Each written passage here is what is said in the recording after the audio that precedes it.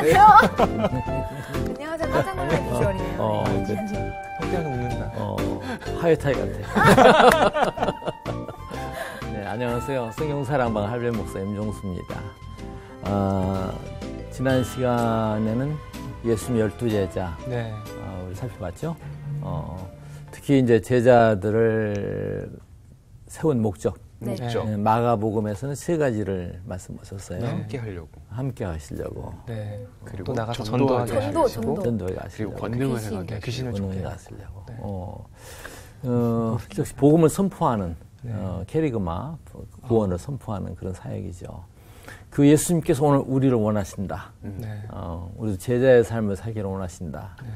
오늘은 그 제자의 삶을 어떻게 살 것인가 하는 것을 그 마태복음에 기록된 제자를 파송하면서 당부하신 말씀을 중심으로 한번 살펴보도록 그렇게 하겠습니다. 네. 예.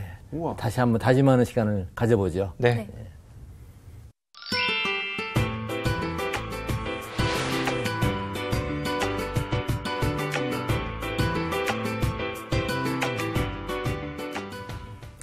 먼저 할배가 그 마태복음을 보기로 했는데 누가복음의 한 말씀을 좀 보고 시작하도록 하겠습니다. 누가복음이요?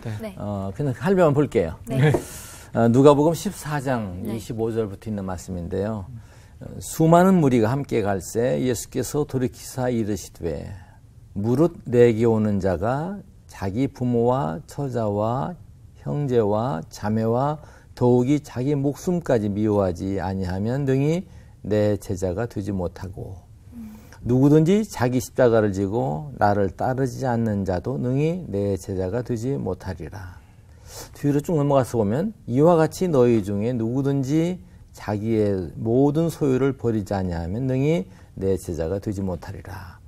한 말씀이 있어요. 그러니까 제자로 부름받은 자의 1차적인 요구, 버림이에요. 목사님, 예수님께서 그럼 자기를 부인하고 자기를 버리고 자기 십자가를 지고 자기를 부인하는 게 뭘 부인하라는 자기를 건지. 부인한다는 항목이 이런 항목도 들어갈 수 있겠죠. 부모 가정 문제도 있겠죠. 그러니까 결국은 자기를 철저히 비운다는 얘기죠. 비운다.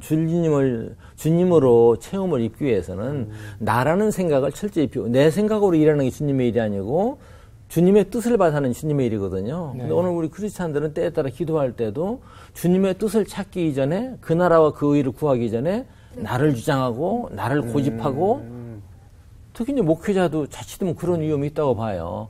내가 생각하는 다 하나님 일이야. 그런 판단하면 곤란하죠. 그럼 자기 십자가는 어떤 걸 얘기를 하는 거예요? 자기 이제 희생을 그래도 염두에 해야 되겠죠. 자기를 비우고 내 뜻, 내 생각이 아니라 내 생각을 고집해서 믿습니다. 아멘 할렐루야가 아니라 아버지의 뜻을 찾고 거기에 따라가는 거. 나를 철저히 비우는 거.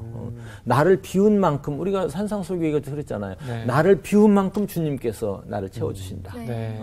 그 나를 비운 만큼 주님을 채워주시니까 뭐가 보여요? 이웃이 보인다. 세상이 보인다. 그런 얘기죠. 그러니까 자기 대표적인 말씀이죠. 제자의 길 마태복음 16장 말씀. 나를 따르려거든. 자기를 부인하고 자기 십자가를 지고 나를 주실 것이니라. 그런 말 우리가 놓쳐서는 안 될 그런 귀한 말씀이죠. 기본이 되는 말씀이죠. 오늘 우리가 이제 공부하게 될 마태복음 10장은 그 제자들을 세우셨고 사도를 세우셨고 그들에게 분부하시는 말씀이에요. 그러니까 여기서 어디로 갈 것인가, 무엇을 할 것인가,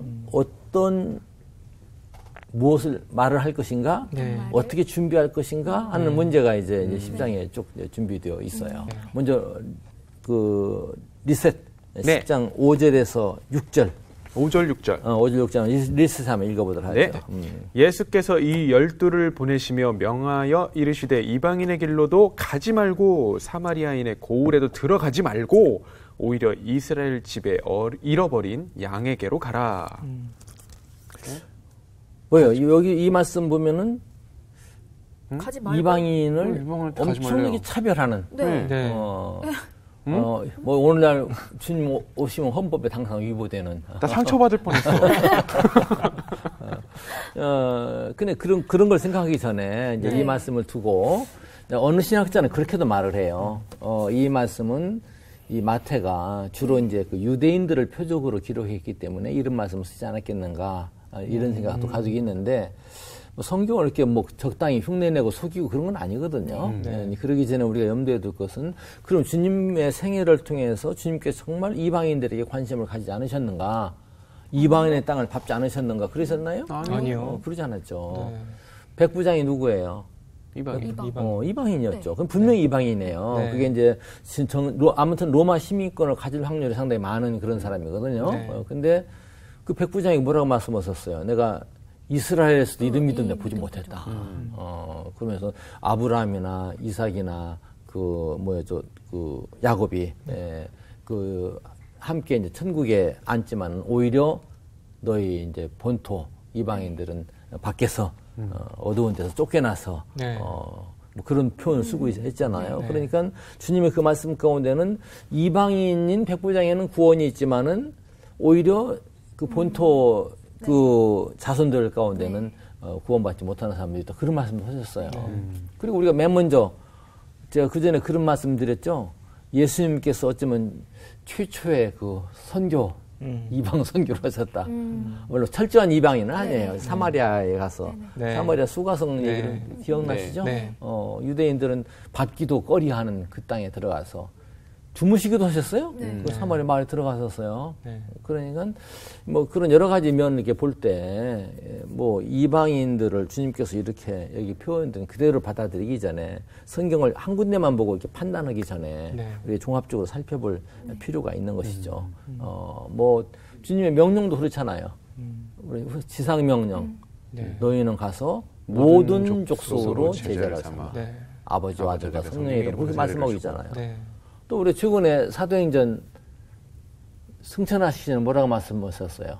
너희에게 성령이 임하시면 뭐예요? 권능을 받고 예루살렘과 온 유다와 사마리아와 땅 끝까지 이르러. 내 증인이 되리라. 그러니까 이런 말씀을 통해서 우리가 종합해 볼 수 있는 것은 역시 뭐 단순해요. 선교의 하나의 질서적인 표현이 아니겠는가. 먼저 이방인 가기 전에 이방인을 조회시키는 게 아니라 먼저 너희 너 단속. 그때 말씀은 나부터, 그다음에 우리 가정부터, 그다음에 이웃부터 이렇게 살피는 하나의 선교의 실질적인 측면에서의 말씀으로 우리가 이해해야 되지 않겠는가 이렇게 봐요.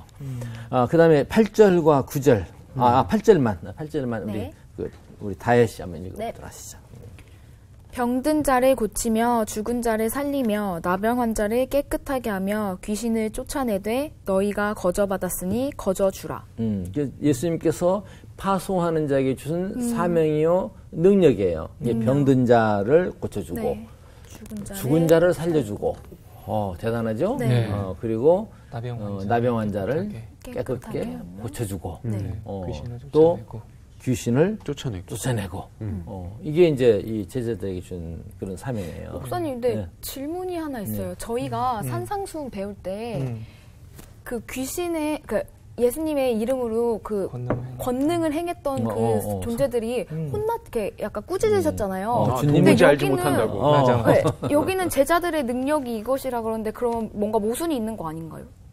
글쎄요. 모순 있는 것 같네요. 네, 그쵸. 저 있는 것 같아요. 안 그래요? 맞아. 그렇죠. 그러나 요는 주님께서 꾸짖으신 것은 능력을 행한 것 자체를 꾸짖었다기보다 네. 그 능력을 행하는데 어떤 목적이 개재되어 있는가 하는 것을 주님께서 보셨다. 네. 그렇게 보고 싶어요. 구체적으로 주님께서 거기에 어떤 설명은 없어요. 설명이 없었으니까 이제 이런 질문이 나오는데 이적을 위한 이적이었지. 그 이적을 행할 때 진정한 그 영혼에 대한 애정보다는 실제 그런 것도 있어요. 어떤 사람 행하면 자기를 내세우는. 나 이런 것도 할 수 있어 내세우는. 여기 차마 부끄러워서 말 못할 그런 얘기들도 실화적인 얘기 들은 것도 많이 있어요. 어느 분이요. 예수 믿지 않는 분이 그 예수를 잘 믿고 그런 능력을 행사하는 어느 분을 만나고 나한테 했던 얘기나 지금도 잊혀지지 않아요. 이름들은 쭉 알만한 사람인데 자기는 그런 능력을 가지고 있다는 예수 믿지 않는 사람이 자랑을 하고 그 능력을 다 늘려서 나는 좀 아마 우리 교회를 굉장히 키울 거다. 뭐 그런 자랑을 했던 얘기를 내가 30대 때 들었는데 지금도 잊혀지질 않아요. 이거에 핵심이 있는 것 같아요. 너희가 거저 받았으니 거저 안 준 거예요. 맞아. 그래. 좋은 말이네. 생생낸 거예요. 뭔가 받은 거야. 뭔가 명예를 취했거나 자기 어떤 뭘 취했다는 얘기죠. 재능이든 받았던가. 뭐든 간에 철저히 비워서 거둬준 것이 아니라 네. 뭔가 자기의 목적을 가지고 있었다는 얘기죠. 주님의 목적이 아니라 그 주님의 목적을 자기의 목적을 가지고 다만 주님의 이름을 하나의 방법으로 주님을 방법으로 동원해서 사용했다.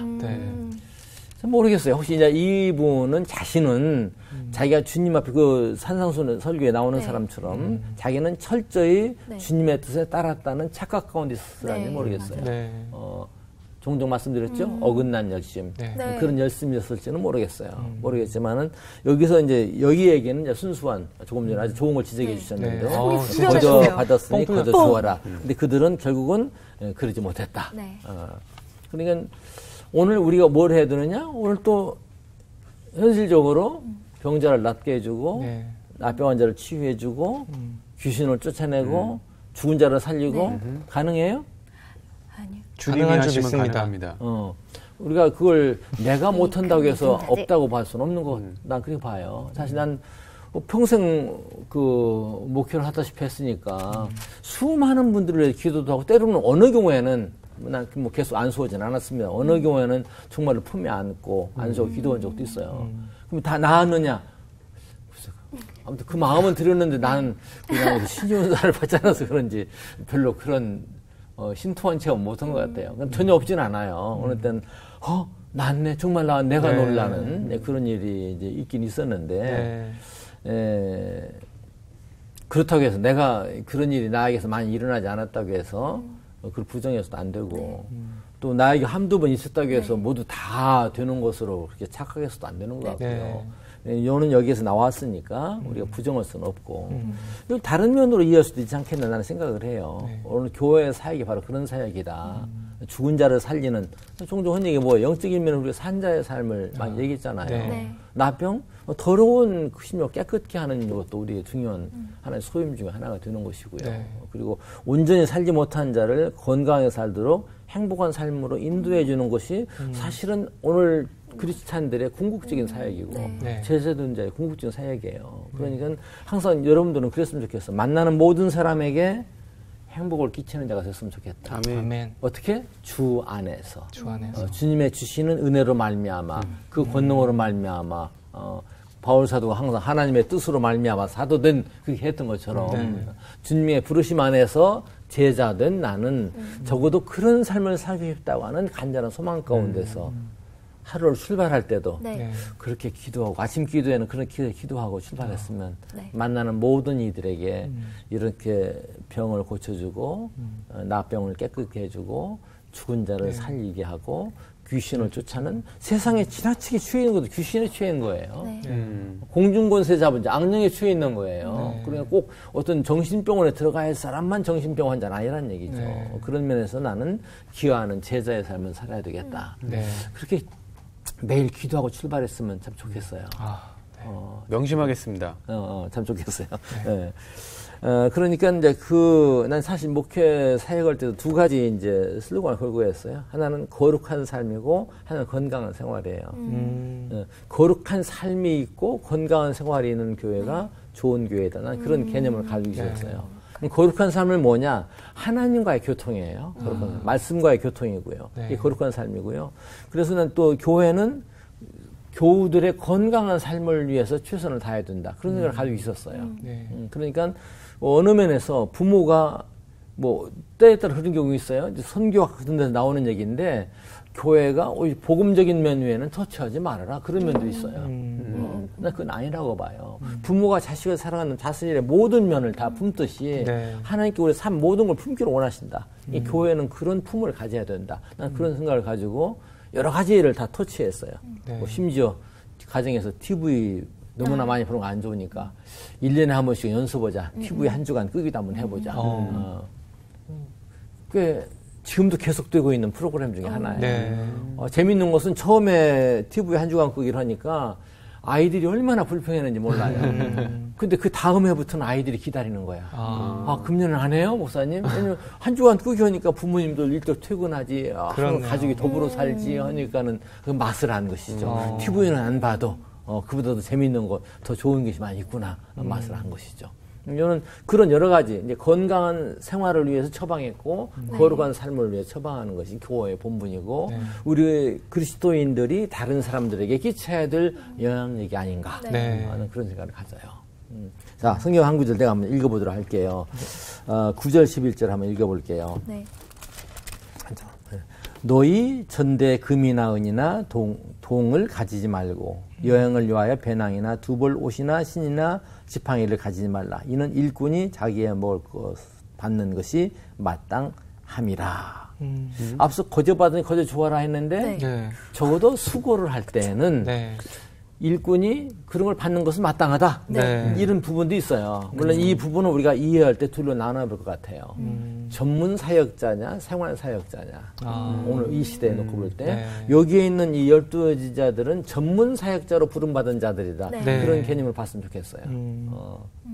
그러니까 오늘 이 얘기는 거저 주지만 오늘 우리가 생활 속에서 하면서 내가 너 행복하게 이끌어줬으니까 너 좀 그럴 필요는 없다 이거죠. 한번 쏘아. 그래서도 안 된다는 것이죠. 오늘 우리는 이제 생활 사역자, 면에서 그렇게 알고, 어느 면에서 좀 다듬어진, 본을 보이는 크리스찬의 삶. 그것이 바로 영향력을 행사하는 것이고요. 사실 교회도 부흥이 그래요. 숫자가 많은 게 부흥이 아니라 얼만큼 영향력을 행사하는 교회냐가 부흥된 교회고요. 오늘 크리스찬의 삶도 내가 얼마나 다른 사람들에게 어떤 영향을 미치느냐, 아름다운 주하는 영향을 미치느냐, 그게 오늘 우리의 과제다 이렇게 볼 수가 있는 것이죠. 자, 그 다음 말씀 11절인가요? 11절에서 13절까지 제임스 톤즈 읽도록 하겠습니다. 어떤 성이나 마을에 들어가든지 그 중에 합당한 자를 찾아내어 너희가 떠나기까지 거기서 머물라. 또 그 집에 들어가면서 평안하기를 빌라. 그 집이 이에 합당하면 너희 빈 평안이 거기 임할 것이요. 만일 합당하지 아니하면 그 평안이 너희에게 돌아올 것이니라. 어느 마을에 가든지 너는 아무 집이나 가지 말아라 하는 얘기예요. 그러니까 합당한 자를 찾아서 들어가라. 합당한 자의 기준이 뭔가요? 맞아요. 궁금해요. 뭐일 것 같아요? 예수님 잘 믿는 사람? 다윗? 하나님 잘 믿는 사람? 잘 믿는 사람. 정말로 그런가요? 우리 성경에 찾아봐야 될 것 같아요. 여기 자체에서 합당한 기준 찾을 수는 없어요. 여기서 한번 우리가 그 성경 속에 찾아보면은, 예를 들면 바울 사도가 빌립보 교회를 세울 때 누구를 만났어요? 자주장사 여인 루디아를 만나죠. 만나죠. 그 매우 신실한 사람이었어요. 온 가정이 주님을 믿게 되었어요. 그게 터가 되는 것이 그 합당한 자인 것이죠. 그런 경우가 꽤 돼요. 또 빌레몬 같은 사람도 교회의 거처가 되었죠. 그분 더욱이나 부자였어요. 큰 도움이 되었죠. 근데 여기 합당한 자의 기준은 성경 이제 그 독일의 이제 18세기의 이제 신학자 가운데서 제이 벵기엘이라는 사람이 있어요. 유명한 분이죠. 그분은 기초적으로 요구한 거가 근거 요구한 거가 신령하고 어떤 도덕적인 표준이 있어야 된다. 도덕적인 표준이 있어야 된다. 신앙적인 신령함과 도덕적인 기준, 즉 본을 끼치는 사람 그걸 거점으로 삼아라 하는 얘기죠. 여기 나온 대로는 때로는 좀 약간 불만스러운 것이 있어도 한번 정했으면은 그런 영향력을 그 집에 행사하면서 그렇게 거점을 삼아서 일을 해라. 그렇게 볼 수가 있는 것이죠. 그리고 먼저 그 가정의 평안을 위해서 빌고 들어가자마자 네가 빈 평안은 결국 땅에 떨어지지 아니하니까. 그러니까 이제 중요한 것은 이제 그럼에도 불구하고 이제 그런 것보다 아까 말씀드린 대로 하나님과의 관계, 하나님 앞에서의 신령함, 사람 앞에서의 도덕성, 이런 것들이 본을 보이는 이런 가정, 이런 거점을 택해서 복음을 전달하는 것이죠. 근데 이런 것이 개의되지 않냐고 다른 게 개의되는 게 많아요. 여기 만약에 재력 또는 권력, 어느 경우에 이런 것을 만나고 반가워하는 경우도 있어요. 물론 여기에 겸해서 갖춰질 때는 참 바람직한 일이겠죠. 콘스탄티누스에서 기독교가 이제 세계 종교화된 것, 세계 기독교가 된 것에 대해서 부정적으로 보는 경우도 있어요.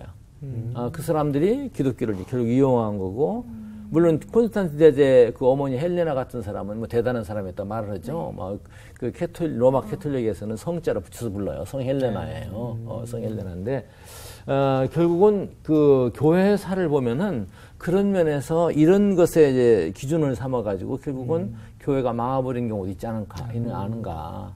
내가 CBS의 은독으로 성지를 가본 적이 있거든요. 가서 내가 작품 하나, 글 하나 쓴 게 있어요. 돌들의 시체, 역사의 무덤, 그런 주제로 썼어요. 그러니까 맨 먼저 갔던 곳이 이제 에베소 교회 자리 근처에 갔는데, 그날 마침 비가 왔어요. 비가 추적추적 내리는데, 그 돌기둥들이, 막 잘라진 돌기둥들이 쭉 뉘어놨는데, 내 눈에, 저 시체네? 그렇게 보이더라고요. 돌들의 시체로 보이더라고요. 그 역사의 무덤이라고 보이더라고요. 그러니까, 그 콘스탄틴 대제 이후에 얼마나 화려한 그 교회 역사, 물론 이거 에베소 교회랑 그 전에 이제 있었던 일이지만은 그 덕을 보고 얼마나 화려하게 번창했어요. 번창했는데 그렇게 세상의 권세에 의지했던 기독교는 그 세상 권세가 몰락할 때 같이 몰락하더라는 것이죠. 그러니까 오늘날 교회에서도 어느 경우에 이제 이런 게 자꾸 비중을 차지할 때가 많아요. 특히 이제 어떤 일꾼을 세울 때, 이런 것이 기준이 될 때는 이게 결국은 교회 플러스가 되는 것이 아니라 예수님 망신시키는 일이 되는 경우가 많이 있죠. 그리고 우리가 여기서 생각할 수 있는 것은 항상 복음의 터, 어떤 사역의 터, 어떤 일꾼을 세우는 기준, 여기에서 가장 중요한 것은 꼭 뭐 벤게리 얘기만이 아니에요. 이제 여러분 그 신학자들 계속 얘기하는데 하나님 앞에서 이제 신령한 거. 진정 주님의 사람인가. 그리고 그 하나님 앞에 신령한 사람은 세상 앞에서도 도덕적인 결함이 없는 그런 사람이 되어야 되는 것이죠. 이런 걸 기준해서 세울 필요가 있는 것이죠. 아니면 이제 더불어서 망하는 이제 부끄러운 그런 일을 저질 수가 있다 하는 얘기죠. 14절 15절에 한번 읽어볼까요? 누구든지 너희를 영접하지도 아니하고 너희 말을 듣지도 아니하거든 그 집이나 성에서 나가 너희 발에 먼지를 떨어버려라. 내가 진실로 너희에게 이르노니 심판날에 소돔과 고모라 땅이 그 성보다 견디기 쉬우니라. 이렇게 말씀하고 있어요. 소금 뿌리는 것 같은데요? 너무나 가혹하다 이렇게 생각이 드는 부분이 없잖아 있죠? 이거 뭐 나 받아들이지 않냐면 너 전도하다 받아들이면 너 저주해. 그런 얘기를 볼 수도 있는 것 같죠? 거기까지도 갈 수 있을 것 같아요. 난 그렇게까지는 안 된다고 생각이 들어요. 오히려 저 기쁨의 헌신을 기다리는 마음을 이렇게 표현하지 않았을까. 좀 너무나 강하게 나갔지만은, 그리고 오히려 이제 그 주님을 등진 자들의 그 무서운 것을 우리에게 보여주시려고 하는, 어느 경우에 우리도 주 앞에서 먼지가 될 수 있다는 그런 경종으로 들을 수도 있지 않겠어요? 우리는 결국 먼지가 돼서는 안 되겠죠? 떨어내버리는 먼지가. 그런데 사실 불행스럽지만은 오늘날 교회 안에도 떨어내야 될 먼지가 있다나 그렇게 봐요. 그리고 여기서 우리가 생각할 수 있는 것은 오늘날 우리 사역 안에서도 예행과 아니요가 분명해야 된다. 이래도 저래도 되는 것이 은혜다. 그건 아니라는 거죠. 근데 오늘날 교회 사역에 보면은 이것도 좋고 저것도 좋고 그냥 무조건 좋다고 하는 것이 은혜롭다. 무질서가 은혜다. 그건 아니란 얘기죠. 좋은 게 좋은 거야. 좋은 게 그건 아니란 얘기죠. 세월의 무도 그것도 아니라는 것이죠. 우리가 성경에서 주님을 만났을 때는 분명해요. 예행과 아니요가 분명해요. 그러니까 오늘날 교회에도 그런 모습이 필요하다. 은혜로운 것만이 은혜는 아니다. 옳고 그런 것을 분간할 줄 아는, 안 좋은 것은 떨어낼 줄 아는. 사실 오늘 옛날에 내가 어려서 신앙생활 할 때만 해도요, 교회 이제 소위 치리, 다스림이 있죠, 치리. 치리가 이제 한자 용어 그대로 다스린다는 말이에요. 교회에 다스림이 있었는데, 지금도 다스림이 있는가? 난 좀 회의적이에요. 무슨 얘기냐면, 어떤 집사님이 잘못을 범했어요. 교회에서 결의해요. 교회 이제 그 지도부에서 결의해요. 지도라는 말 자체는 어폐가 있는 말인데 사실 교회는 평등이에요. 근데 이제 우선 교회에서 운영하는 주관 측에서 다스리는데 당신은 3개월 근신 그 뒷자리에 3개월 동안 앞자리에 나오면 뒷자리에 앉아 있어야 돼요. 그런 게 있었어요. 오히려 앞자리에 앉으면 더 좋을 것 같은데. 앞자리에 앉는 게 근신이니까. 그러니까 아무튼 교회에서 그런 어떤 소위 치리하는 3개월 근신이다. 네. 뭐 어떨 때는 뭘 못한다. 뭐 약간 좀 가혹하지만 어느 면에서는 그 말씀 안에서 치리하려고 하는 옳고 그런 것을 분명히 다스려서 나가게 하는 그런 면이 있었죠. 근데 오늘은 그냥 덮어주는 것이 은혜야. 그건 아니란 얘기죠. 사랑을 해도 분명하게 금을 그어가면서 사랑을 해야 된다. 이렇게 볼 수가 있을 것 같아요. 그럼 그거 같아요. 애들한테 너 그렇게 하면 혼난다 했던 것처럼 경고하시는 것 같은 너 복음 들어야 돼라는 느낌도 있는 것 같아요. 맞아요. 네. 그러니까 우리가 항상 행동할 때 좀 분명했으면 좋겠다. 네. 교회도 그런 면에서 좀 분명했으면 좋겠다. 네.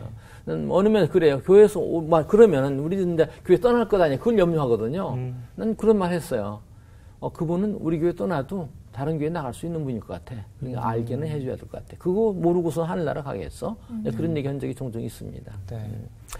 아무튼 예수 생애 따라가기에는 지식이 아니에요. 지식이 아니고 주님의 제자가 되는 것이 예수님 생애 따라가기다. 우리가 놓치지 말아야 될 부분 중에 하나인 것이죠. 성경 한 구절을 찾아서 내가 먼저 한번 찾아 읽어보죠. 요한복음 15장. 요한복음 15장 한번 찾아서 요한복음 15장 7절 8절 말씀을 한번 빨리 찾은 분들하고 읽어보세요. 너희가 내 안에 거하고 내 말이 너희 안에 거하면 무엇이든지 원하는 대로 구하라. 그리하면 이루리라. 너희가 열매를 많이 맺으면 내 아버지께서 영광을 받으실 것이요 너희는 내 제자가 되리라. 아멘. 이런 말씀 안에 거하는 게 제자고요. 그에게 주님께서 동행하세요. 그러니까 제자 되면 목회자나 일반 신자나 제자가 되어야 된다는 면에서는 동일한 거예요. 다만 사역의 차이가 있을 뿐이죠. 그러니까 동일한 과제다. 모두가 제자가 되어야 된다. 놓치지 말아야 될 걸로 생각이 돼요. 내가 예를 들어서 이제 마태복음 오늘 이제 봤던 말씀이죠. 마태복음 한 말씀만 뭐 다 보기는 힘들겠고 보면서 매듭을 짓도록 하겠습니다. 이어서 16절 말씀 보면 보라 내가 너희를 보냄이 양을 이리 가운데로 보냄과 같도다. 그러므로 너희는 뱀같이 지혜롭고 비둘기같이 순결해라. 사람을 삼가라. 그들이 너희를 공회에 넘겨주겠고 그들의 회당에서 채찍질하리라. 이거는 주의 사역하는 것이 제자에 가는 길이 역시 쉽지는 않다는 거예요. 뭐와 같으냐? 양을 이리 가운데 보내는 것 같다. 그럼 거기서 견디려면 너희들은 비둘기처럼 순결해야 되겠고 뱀처럼 뱀을 상당히 긍정적으로 사용해서 좀 어쩌면 좀 끔찍한 것 같죠? 그러나 여기서 우리가 놓치지 말아야 될 것은 이 사역은 결코 쉽지 않다. 양이 이리 가운데 사는 것 같다. 그 얘기는 너희도 이리가 되어라 아니에요? 양의 자리를 너 그대로 지켜야 된다. 그러기 위해서 너희는 비둘기처럼 순결하고 뱀처럼 지혜로운, 즉 하나님의 말씀의 지혜가 필요하고 성령님의 지혜가 필요하다. 이런 경고를 볼 수 있는 것이고요. 또 나온 말씀이 사람들을 삼가라. 무슨 얘기예요? 사람을 조심해라는 얘기예요. 이게 여기에 양의 얘기도 아니고 이리 얘기도 아니고 비둘기 얘기도 아니고 뱀의 얘기도 아니고 사람의 얘기를 하고 있는 거예요. 근데 그 사람이 사람 같지 않은 사람이 많다는 얘기일 수도 있는 거예요. 이리 같다고도 뭐 저는 뱀 같아, 미꾸리 같아 여러 가지 많잖아요. 돼지 같은 뭐 많잖아요. 그러니까 우리가 사람 속에 사는 사람을 조심해야 되겠고 우리 자신도 항상 사람으로서의 주님의 지혜를 구하고 성령님의 내주하신 가운데서 뭐가 보정이 돼요? 내가 너희를 보냈다. 오늘 우리가 이제 중요한 것은 오늘 우리 스스로도 이 세상에 어렵지만 주님께서 보내신 파송받은 자이다 하는 것이 우리 보증이라는 것을 놓치지 말았으면 참 좋겠습니다. 자, 기도하겠습니다.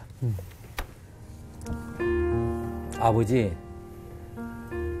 양을 이리 가운데 보낸 것 같다. 이렇게 말씀하셨습니다. 사람을 짐승으로 표현했습니다. 그리고 사람을 조심하라. 그렇게 말씀하고 있습니다.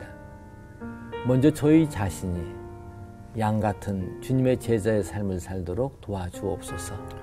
주님께서 보내셨으니 그 보냄을 믿고 그 은총 안에서 말씀 안에서 하나님 허락하시는 성령 허락하시는 지혜 안에서 사역을 온전히 감당하는 저희 모두가 되게 하옵소서. 예수님의 이름으로 기도합니다. 아멘.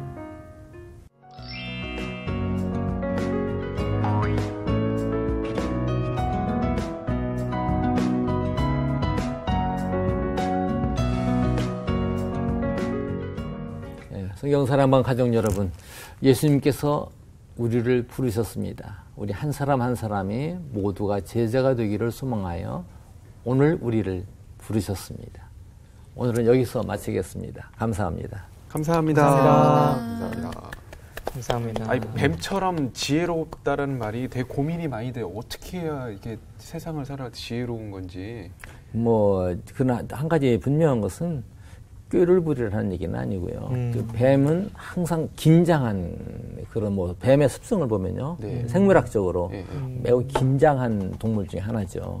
그리고 먹이를 찾는 좀 끔찍한 것이지만은 노림수도 대단하고요. 그러니까 자기를 잘. 근데 오늘 말씀이 그 전체적으로 보면 전 되게 어려웠거든요. 딱 듣기만 했을 때 이거 해라 저거 해라 막 복잡했는데 쭉 들어보면 어쨌든 가장 중요한 거 사람이 진짜 사람다울 수 있는 거는 예수님으로 나를 채우는 것밖에 없겠구나라는 생각이 그 가치관, 들었어요. 그 가치관. 저는 이제 예수님의 가치관으로 가족도 섬기고 예수님의 가치관을 가지고 있기 때문에 때에 따라 가족을 성경사랑방 홈페이지에 궁금하신 점이나 시청 소감을 남겨주신 분들에게는 추첨을 통해 선물을 드립니다.